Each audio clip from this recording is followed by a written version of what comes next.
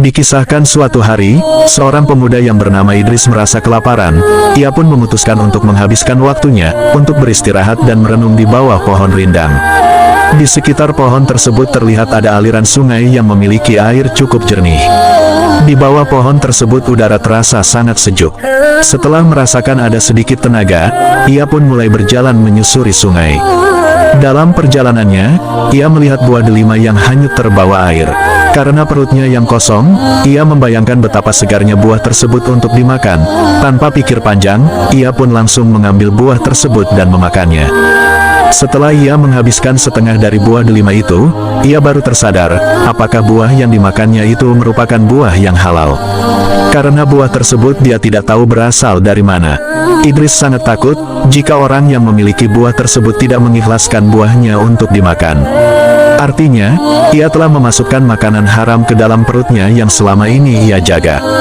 Idris pun memutuskan untuk berjalan berbalik arah berlawanan dari arus aliran sungai, untuk mencari asal dari buah delima tersebut.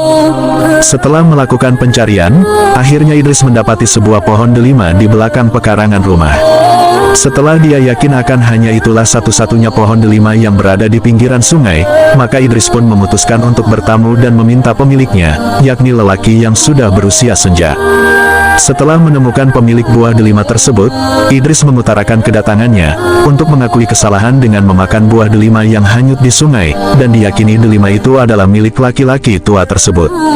Idris pun bertanya, apakah laki-laki tua itu mau mengikhlaskan buah delima itu untuk Idris. Ia kemudian mengikhlaskannya, namun sayangnya, keikhlasan tersebut tidak dibayar dengan cuma-cuma. Laki-laki tua itu memberikan syarat bahwa Idris harus menjaga dan membersihkan kebunnya selama sebulan tanpa digaji.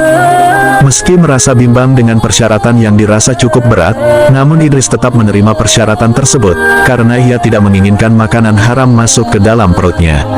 Tekad yang bulat untuk kehalalan buah delima yang telah ia makan membuatnya harus menghabiskan waktunya di kebun yang bukan miliknya.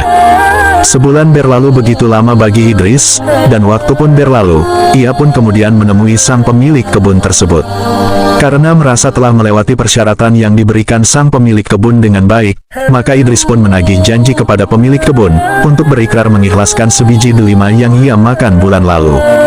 Sayangnya, sang pemilik buah delima itu masih menolak memberikan keikhlasannya kepada Idris, dan malah ia memberikan syarat tambahan, yaitu bersedia menikahi putrinya yang dalam keadaan buta, tuli, bisu dan lumpuh.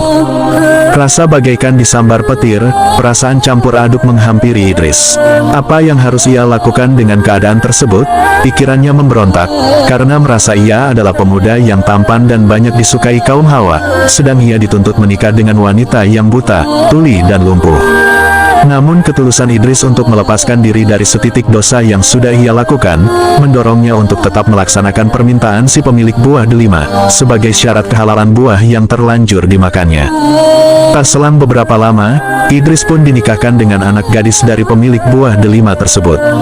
Sang pemilik delima pun dengan sah menikahkan sendiri anak gadisnya, dan dengan disaksikan beberapa saksi. Setelah akad selesai, Idris dipersilahkan untuk memasuki kamar putrinya yang baru dinikahkan dengannya. Namun ternyata yang ia dapati dalam kamar itu adalah perempuan yang sangat cantik parasnya, fisik yang cukup sempurna, tanpa ada kecacatan sedikit pun, seperti yang telah dijelaskan oleh orang tuanya sebelumnya, yang tak lain pemilik buah delima. Idris langsung meminta maaf, karena merasa ia memasuki kamar yang salah. Idris pun bergegas pergi meninggalkan gadis tersebut dan merasa sedikit malu, karena ia merasa memasuki kamar yang salah di hari pernikahannya. Namun ternyata di luar kamar, sang ayah mertua telah menunggu Idris. Sang mertua pun menjelaskan, bahwa Idris tidak memasuki kamar yang salah, dan perempuan yang di dalam kamar tersebut memang benar adalah istrinya yang baru saja dinikahkan dengannya. Kemudian mertuanya menjelaskan, bahwa ia tidak pernah memiliki seorang putri yang cacat fisik, seperti pemahaman Idris atas penjelasan yang diutarakan oleh orang tua dari perempuan tersebut, saat memberikan syarat tambahan untuk kehalalan buah delima yang terlanjur dimakannya. Tetapi, yang dimaksud putrinya adalah perempuan yang tuli, karena telinganya tidak pernah digunakan untuk mendengarkan hal-hal yang haram. Putrinya adalah perempuan yang buta, karena matanya tidak pernah digunakan untuk melihat barang maksiat. Dikatakan perempuan yang bisu, karena bibirnya tidak pernah digunakan untuk menghujat dan mencibir dan tidak pernah melakukan pembicaraan yang haram, serta perempuan yang lumpuh, karena kakinya tidak pernah berjalan selain ke tempat-tempat ibadah. Mendengar apa yang dikatakan sang mertua, sontak membuat hati Idris senang dan bahagia. Ia pun tanpa sadar meneteskan air mata, karena rasa bahagianya. Bahagia karena memiliki istri memiliki paras cantik dan hati yang bersih serta sifat-sifat yang mulia.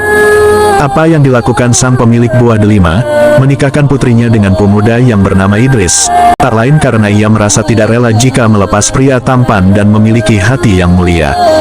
Ia meyakini bahwa Idris merupakan laki-laki yang bertanggung jawab, karena Idris mampu menjaga diri dari makanan yang tidak halal. Hal itu tercermin dari kesediaannya melakukan syarat-syarat yang diberikan, hanya demi mencari kehalalan sebiji buah delima yang jatuh dan hanyut di bawah arus sungai dan terlanjur dimakan. Dan kisah ini tidak berhenti dari kisah Idris, sang pemilik buah delima dan putrinya yang mempunyai sifat dan perilaku mulia. Namun, dari pernikahan tersebut, Idris dan istrinya telah dianugerahi anak yang mereka namai Syafi'i, yang telah ketika dewasa menjadi cikal bakal pendiri madhab Syafi'i, menjadi seorang ulama besar, guru dan panutan bagi jutaan kaum muslimin di dunia.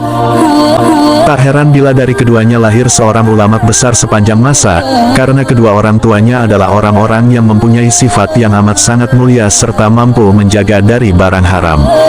Kisah ini memberi pelajaran kepada kita, akan pentingnya menjaga diri, dari barang yang haram dan perbuatan-perbuatan maksiat.